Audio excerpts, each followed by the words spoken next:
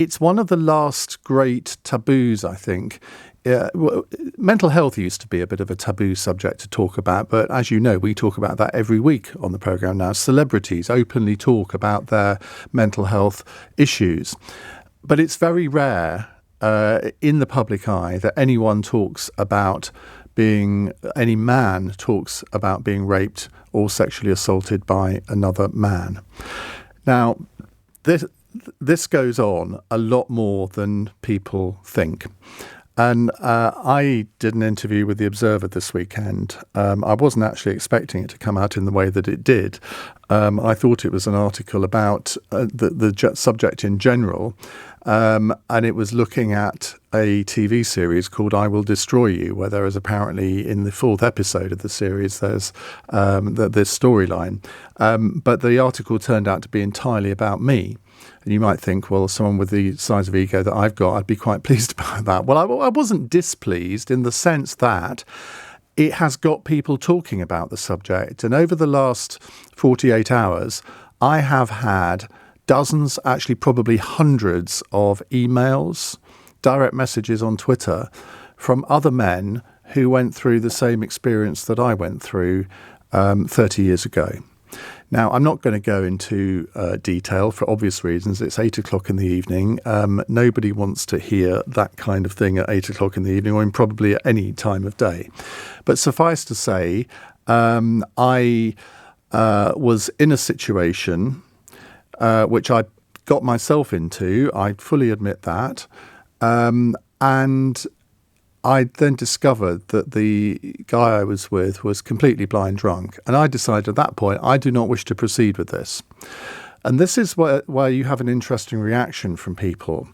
When they'd read the article, and it's on the Guardian website if you want to read it, when they read the article, 95% of people made comments, oh, well, you're really brave to talk about it, as if I had been traumatised by the whole thing, which I have to say I was not, but I think a lot of people would have been.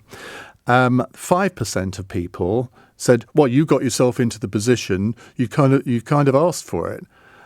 And I was thinking, you don't understand the concept of consent. At any point in any sexual encounter, whether you're a man or a woman, you have the right to say no. And as soon as you say no, things should stop there.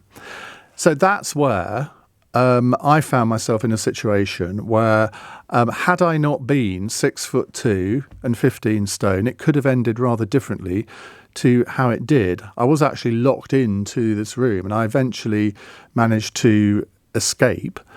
It was a thoroughly unpleasant experience, and I can remember going back to my flat. I literally made a Starsky and Hutch style escape, and I got back to my flat and I threw up in the toilet. Now, I hadn't really thought much about this experience since then. I wasn't mentally scarred by it. I didn't constantly have nightmares about it.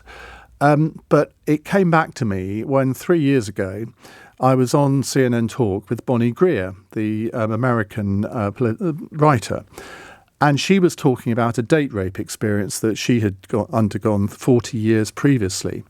And she said, well, of course, this doesn't just happen to women, it happens to men. Now, this wasn't a date rape at all, but I did say, yeah, it happened to me. I just found myself saying that live on television. And I should have, I think, probably then talked about it a lot more than I did. And I wish I had brought it up when I did the phone in 4 or 5 years ago. But I didn't. Not because I was ashamed. I don't know why I didn't. I should have done. Maybe I was a new presenter. Maybe I thought, well, that's not the sort of thing that you do. But I'm talking about it now because I think it's important that we do talk about these things. And I want to hear from other men who've undergone maybe similar experiences, maybe which ended far worse for them than it did for me. How do you cope with the after effects of that? Because I think if it had actually happened rather than it nearly happened, I think it probably would have affected me very deeply. I think there is a certain I can't think of how you say this word. It demasculinizes you. That's not a word, is it? But you know what I mean. It takes away your sense of masculinity. You've been violated. And it's not something 30 years ago that I think I could have gone to the police about. It never actually entered my mind to go to the police. And it's only really in today's environment where I think, well, that's what it was. It was an attempted rape. I didn't think of it in those ways at the time, but that's what it was. And I would like to think that the police would be much more sympathetic now if it happened to anyone nowadays. I'm pretty sure they would be, but there will be some areas where they I guess it depends on the individual police officer, to be honest. But this happens far more often than I think anybody thinks.